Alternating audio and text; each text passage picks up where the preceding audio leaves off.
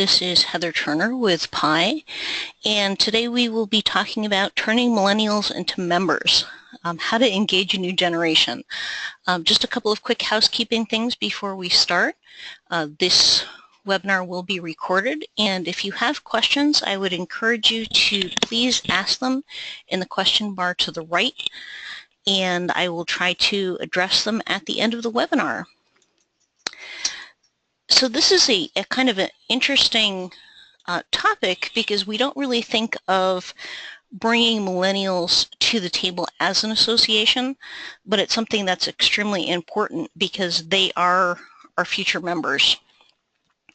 And unfortunately, millennials don't really consider innkeeping so much as a career, and I think partly it's how the B&B industry has marketed themselves, and also how when B&Bs are in the news, or I'm actually just looking at a great example of this. I just received the Westchester Official Travel and Meeting Guide, and in it has meeting and convention facilities, and then it's got a whole other section for treat yourself to our quaint lodging choices, which is where it has the bed and breakfast in Westchester County. So if you think about that from a millennial's perspective, that might not be all that interesting. So who are the millennials? Millennials are realistically anyone under 35, and I'll talk about this more in a bit, but think about it when you go to your average innkeeping conference, what is the relative age that you're seeing coming to these? And what are the relative ages of your members? So right now, millennials may not necessarily be our target association members, but they will be in a few years. And especially if we can change how the industry is viewed, then potentially we could be getting more and more millennials coming in as innkeepers than there is now, because realistically there's very few. Now, how many of them? There's a lot of them. My little sister, who is about 28, falls into that category. She's quite a bit younger than I am, and I've had some really good insights both from her and her friends researching this topic for quite a while, as well as working with some other associations that aren't necessarily innkeeping associations, chambers.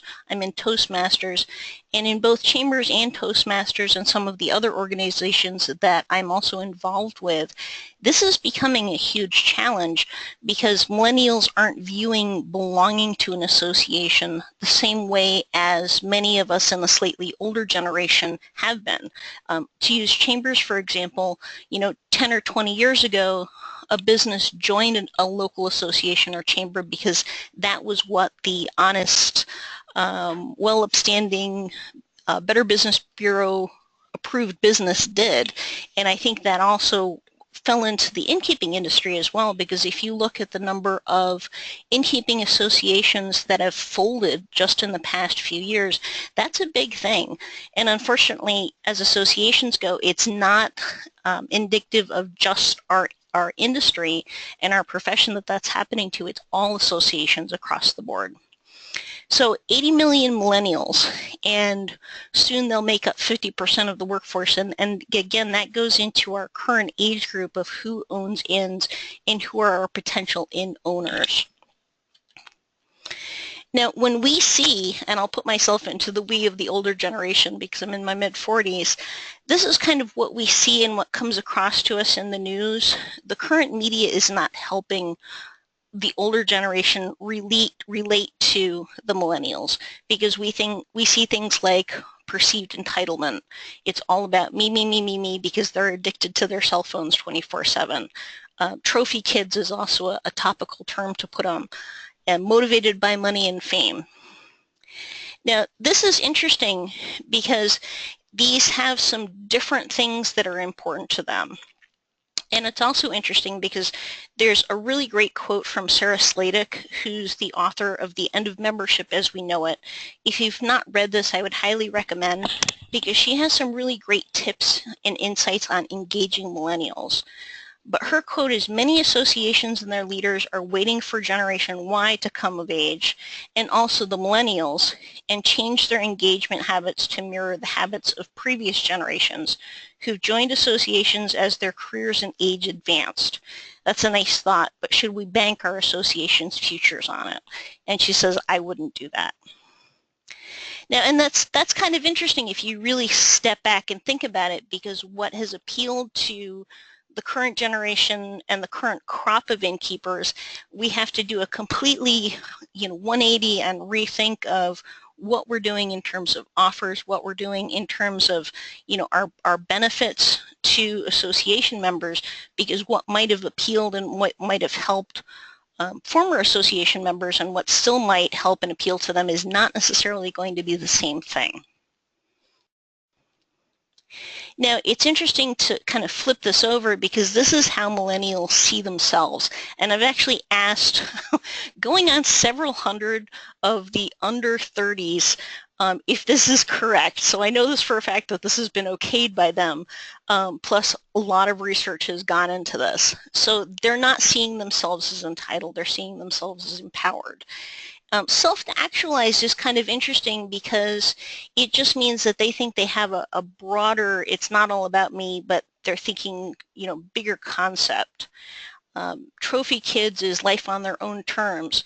And it's really interesting in terms of the motivated by money and fame and world peace. And that's one thing that associations, and this is kind of hard for innkeeping associations, I think, because it's a way out of the box to think about this, but millennials really, really engage with people, businesses, and associations who get involved in causes. Millennials are extremely cause-related, and that's something we can talk about a little bit later, but it's something to keep in mind, because it may not be something that most associations have on their radar. Now, if you look at this, this is from Deloitte. This is a millennial survey, and they did something like 5,000 millennials in the survey, so it's a pretty good reference for this. So 70% millennials reject traditional business to work independently. And if you think about it, these are great target markets for potential innkeepers. I mean, we're innkeepers as a whole, we're working independently, and as an association, this is a perfect target demographic for us to hit up. Now, they really do, as I mentioned, they value civic duty, they value causes, and if you think about it, there's a lot of ways that an association can get involved in cause-related marketing. It doesn't have to be expensive, it doesn't have to cost the association anything, and it actually will help your current association members as well, because by default, those members can also use that cause-related marketing to help advertise their B&Bs to millennials as well. Because if you think about it, those millennials, while they may not necessarily be B&B stayers now, they probably will be within the next few years. And so they like incentives. What's in it for them? If you have an association benefit list, you really should think about reformatting it. They love bullet points, and they love specifics. It's not, belonging to a B&B association will help your business grow. Okay, that's a very generalized idea, but if you can give them specifics that belonging to your association can, really help gain can really help gain them these specific things. How much business, when, how will it help them specifically? And yes, when we were talking about targeting them as guests of B&Bs, that's very true, because millennials, as I mentioned, they're not necessarily going to be guests right now. Many of the millennials are gravitating towards Airbnb, so that's definitely a threat to our association's members' target markets. But that is important to us because we want the millennials who actually talk to each other a lot more than some of our older generations do, and they value what others in their generation thinks. That's important because if you have millennials that are future B&B owners and they're saying, hey, to their friends, come stay at our B&B instead of an Airbnb, these are all the reasons why you're going to get more of an impact that way. So I hope that makes sense.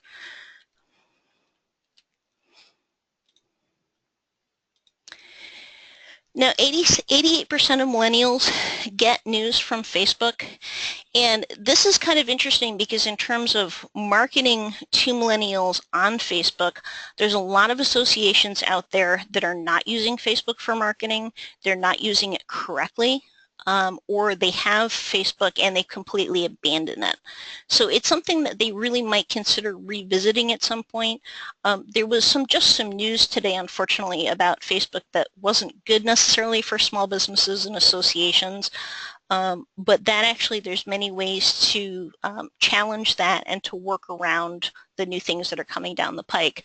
But realistically, if we want to attract millennials to come and be future members of our association, that's something that the lodging associations in general really need to revisit. They also search within YouTube. I would say of the 90 plus associations I have researched right now, only a few of them have any presence at all on YouTube. So if you want to appeal to the millennial generation, start thinking about doing some small video clips. They don't necessarily have to be professionally developed, but from the heart is actually more important, especially to millennials, because it's that in-moment personalized message. Talk about how the innkeeping industry can appeal to the younger generation, what they can do with it. Focus it on the fact that, it's challenging work that has a lot of variety, because that's actually been proven from many of the millennial studies as something that appeals to them very much. It's an environment that fosters creativity and innovation, because as a B&B owner, for example, this is something they have. Their B&B is a shell in which they can mold anything they want to out of that. So that's another thing that's been proven to appeal to them. As associations, when we do get millennials into being association members, one of the important things to focus on is recognitions and rewards for high performance. Well, how would an association member be rewarded for high performance? Well, their B&B gets written up in the New York Times. How can you as an association help publicize that? You can put it on your Facebook page. Post. You can help put them in the newsletters that go out to everybody. It's the recognition aspect of that that appeals to them. And realistically, that's true of any aged association members, but it's particularly appealing to the millennials that's focused on. They want hands-on opportunities. So if you think about it, many of the boards of directors of innkeeping associations are having trouble getting and retaining board members. Millennials do want to be involved, so that's actually a benefit for the innkeeping industry, because if we do get them as innkeepers and future innkeepers, this is a great resource for us as associations to be able to tap.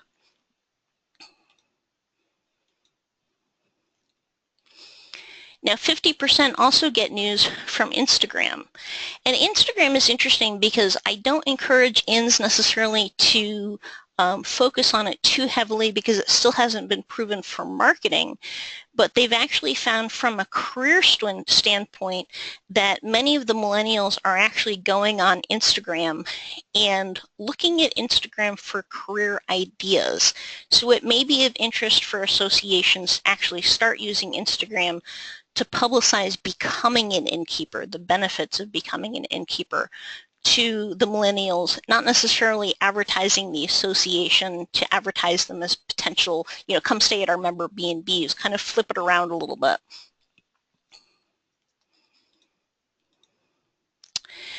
Now, they have a lot of personal identity involved in their careers, and they're, as innkeepers, and again, this is why they're a perfect target demographic to go after to keep our industry alive, because they live, work, and play what they're working on all the time. The millennials that I know, and for that misconception out there that many of them think they're not hard workers, I have actually found that very much so not to be true. They don't stop working. And I think that's the difference, because what some people see as, okay, this is my work life from as an innkeeper from 6:30 in the morning till 9 o'clock at night, and then of course the nightly phone calls with people making reservations. That's not quite the same thing. Millennials think of it as work all the time, and so it's actually a perfect fit for innkeepers because they're already innkeepers. They're just not in the profession yet. Now, social media is a huge, huge draw for them. That's how they communicate. So from an association's perspective, realistically, they should be using social media to help their association members publicize themselves, help the area in which the association is located publicize themselves, but also be using it and try to craft some of the messages they put out there as why is the innkeeping profession good for millennials and why they should get involved. Now, don't be afraid to ask. I have found that every single millennial that I've talked to in the course of the last 3 or 4 years, if you ask them something rather bluntly about how they feel about something, they're much more likely to give you an honest answer and to give you a more straightforward answer. And then there is a question that came in that said 83% of millennials watch ads on YouTube. They watch ads on YouTube, but they also search within YouTube. I'll take public speaking, for example. A millennial, for example, will not go to Google to say, I'm afraid of public speaking, I need help. They'll actually put in something to YouTube and use it as a search engine. So they're actually using YouTube as a search engine in place of Google. And I don't necessarily know if I would use LinkedIn as of yet to target millennials. That was another question that came in.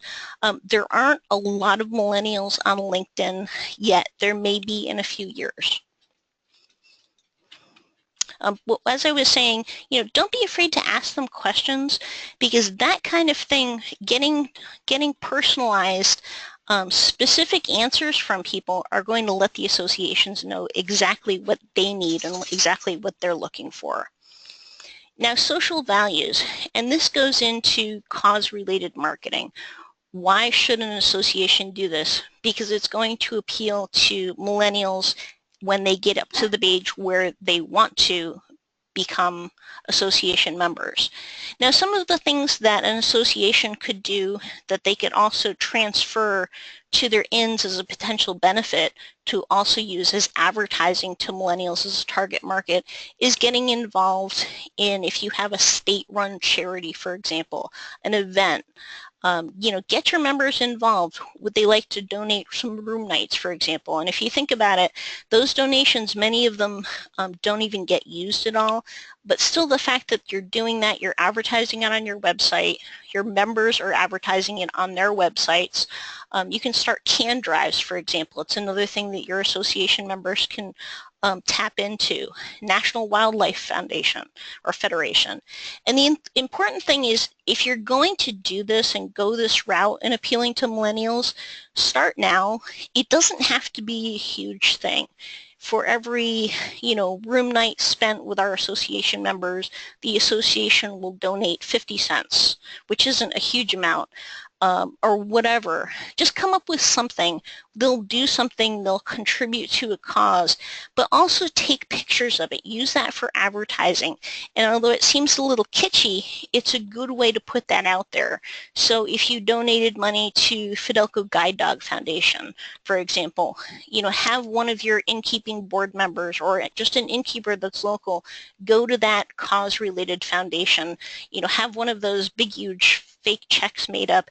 Take some photos, take some publicity photos, send out press releases, and especially put it on your social media, because that's where they're going to see that. Now, 4 key things that associations need to think about.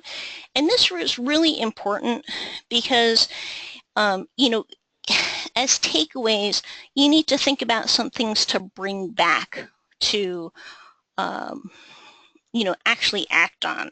And there's a couple of other things too. Millennials do support causes, but they support issues instead of necessarily organizations. I mean, they do support nonprofit organizations. That's a huge draw. But if you're behind a cause especially, and here's a perfect cause, if you're against Airbnb, now why does Airbnb affect business? If you kind of flip that one on their head a little bit and think about how that cause can relate to a millennial, well, millennials, unless they own a B&B, for example, they're not really going to care if it's not legal, realistically now, until they own their own B&B and they're paying taxes and they're being inspected and having to pay for all that extra stuff. Unless they are an actual innkeeper, they won't really comprehend that. But what they will be behind in terms of cause related that affects many of them is the fact that Airbnb is taking over much of the local housing. So if they're looking for a place to live, for example, they have friends and family looking for places to live, and Airbnb is impacting that, that's something that you can use to appeal to them. And as an association, that's also leverage to make that interesting for them for millennials to support that particular cause. They're also influenced by decisions and behaviors of their peers.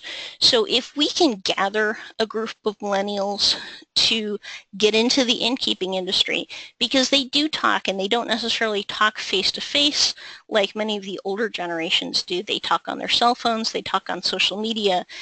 Those are going to be the influencers for becoming more of our association members.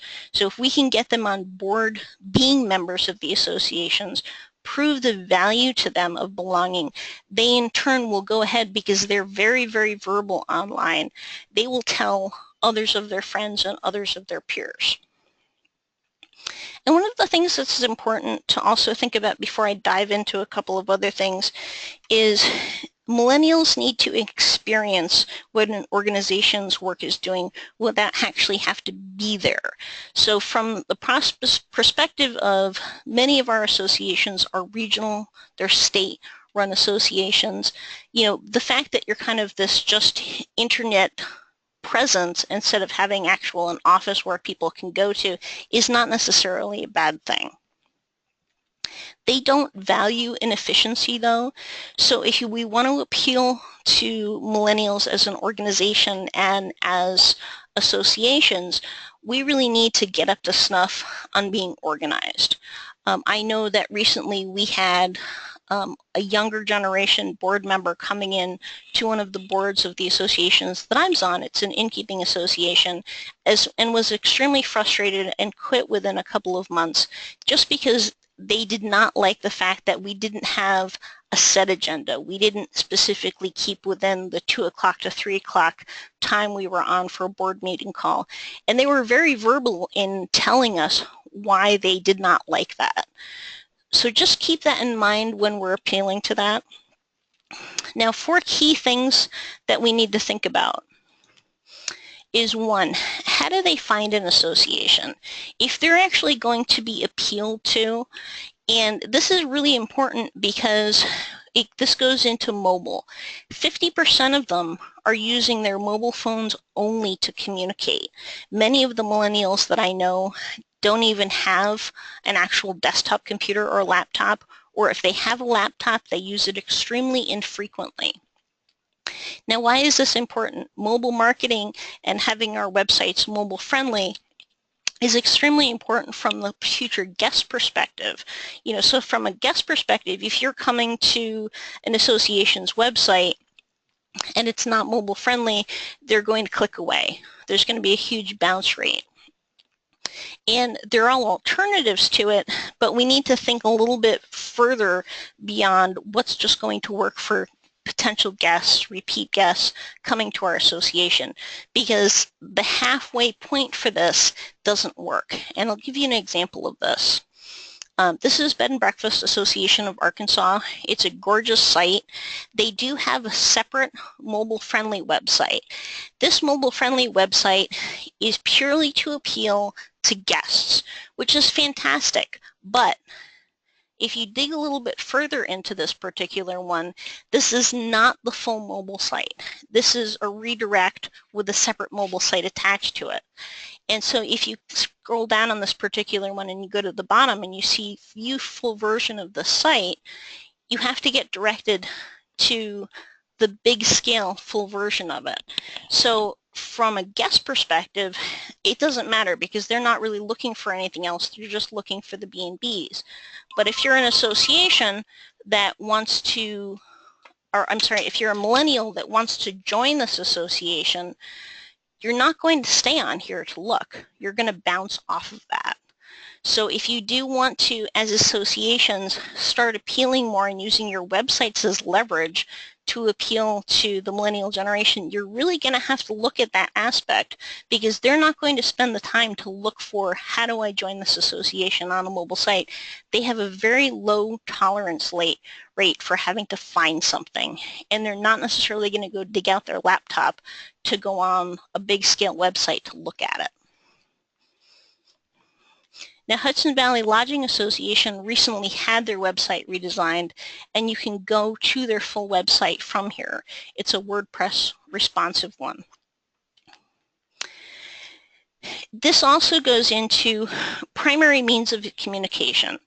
Email is huge for us as associations, using it for outreach to members and potential members.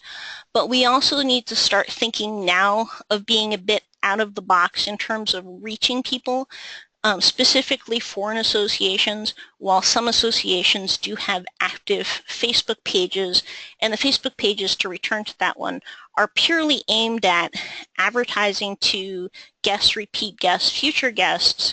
You might want to consider a separate Facebook page or a separate Facebook group, for example, that's for aspiring or just for members only, for example.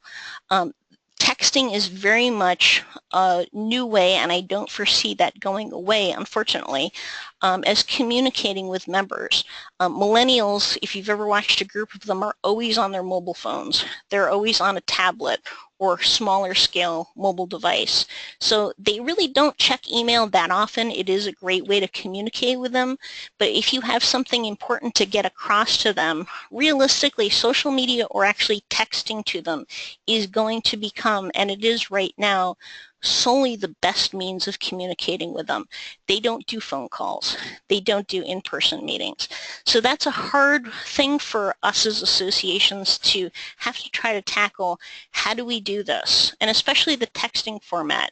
You know, do we sign up with a texting service to send out communications to members?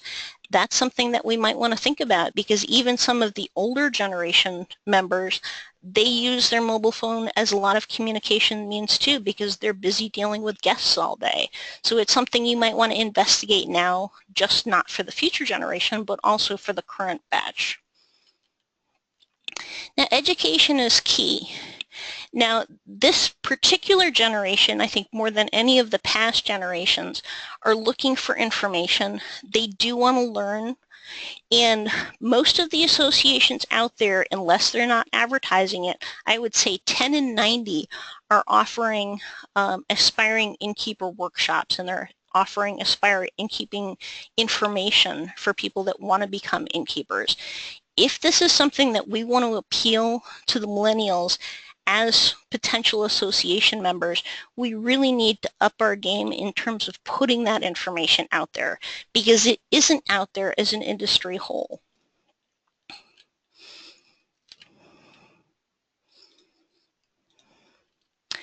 And realistically, this is the last and probably the most important, and I brought this up in the beginning. Will the B&B industry die?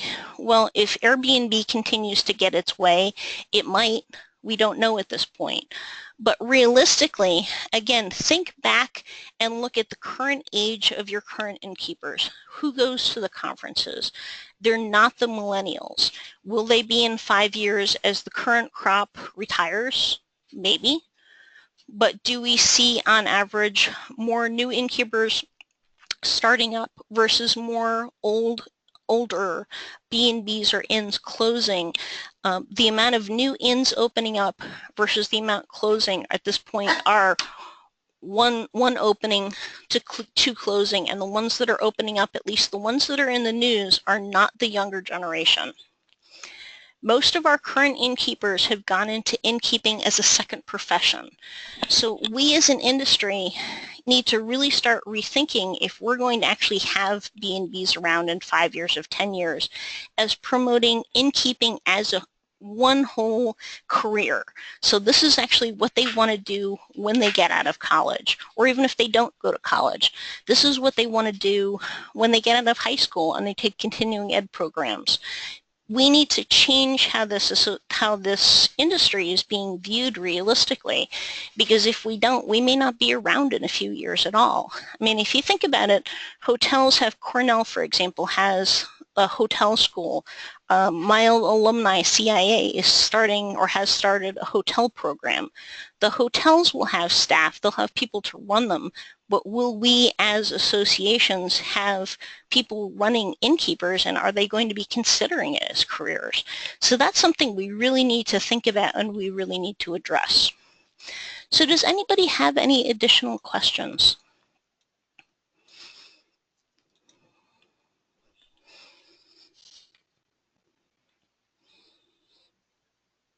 Okay, are there particular social networks besides Facebook that they utilize? There are a lot of millennials on Twitter, for example. They do, as I mentioned, go on YouTube. They do go on Instagram. They do read blogs, believe it or not. Yes, they are on Snapchat. That was another question that just came in. Snapchat's kind of interesting, and I'm keeping my eye on it because they're rolling out, or they have rolled out, advertising. Whether it's going to be something that we can use as associations to leverage them as potential new members, that's a good question, and it's a great idea. I don't know as of yet how we would manage to do that. And that, again, is if Snapchat stays around.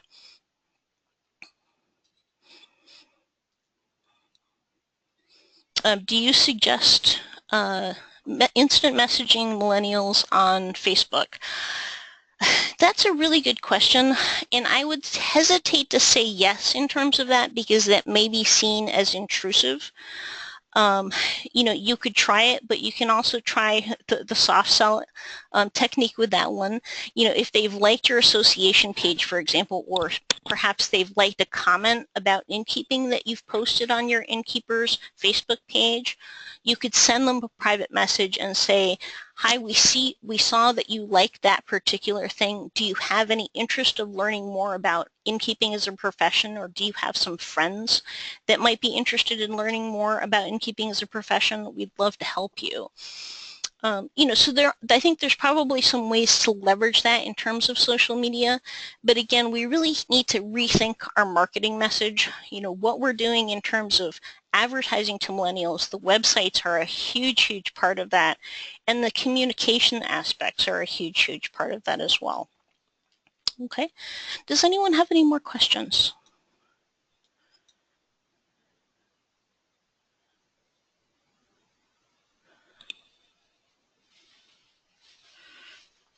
Do they watch TV, and should we be using and should we be advertising on TV as associations?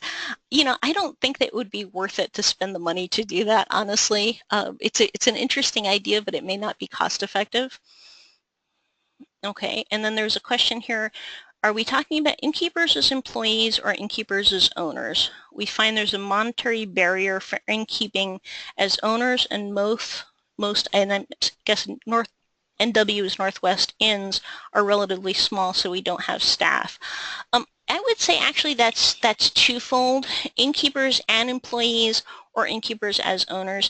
And I can see that because millennials are much deeper in debt than any of the past generations, just in terms of you know, their college rates are going up, costs are going up, groceries are going up, bills are going up. But I think in terms of appealing to them as members, they will probably be second profession owners or second career owners at some point, so they will be going into the aging demographic at that point. But I think if we can advertise to them kind of the reverse of what a lot of people get into innkeeping think of, some of them wrongly, and that this is our retirement career. Thinking of it as this is an actual career to go into, to be a business and be a profitable business. So I mean, I think, you know, in terms of they're willing to invest the money even if it incurs deeper in debt, if it's appealing to them as the fact that this is actually a real business. What are ways that we can demonstrate what's in it for them? That's a great question, and it goes into bullet points, statistics. You know, if you can demonstrate to them, for example, that, you know, we have access to, and give a specific number value to, you know, as, you know, being on our website, for example, may not necessarily give you click-throughs unless it's really, really well designed, but we might be giving you exposure to this number of people. We're going to specifically teach you about these things, and again, put them in bullet points. You know, give them specifics about that. If you're doing a rack card, how many specific places does it go out to? How many specific people go through those tourism-driven areas and potentially pick up rack cards? I mean, realistically outline, instead of giving sort of vague responses to these are the reasons why, give them just numbers as specifics. And it might take adding additional resources and adding additional benefits to what innkeeping associations offer. And that is a challenge, because obviously more benefits usually cost the associations more money. So you can also think, if you haven't done this before, think about separate levels of, you know, innkeeping dues. And I know some associations, like Virginia, for example, have done that, is what's going to appeal to them and offer them choices. How can we change the perception of the innkeeping career? Well, that's a good question, and right off the bat, I can give you one really good thing that innkeepers don't do is they don't target career fairs.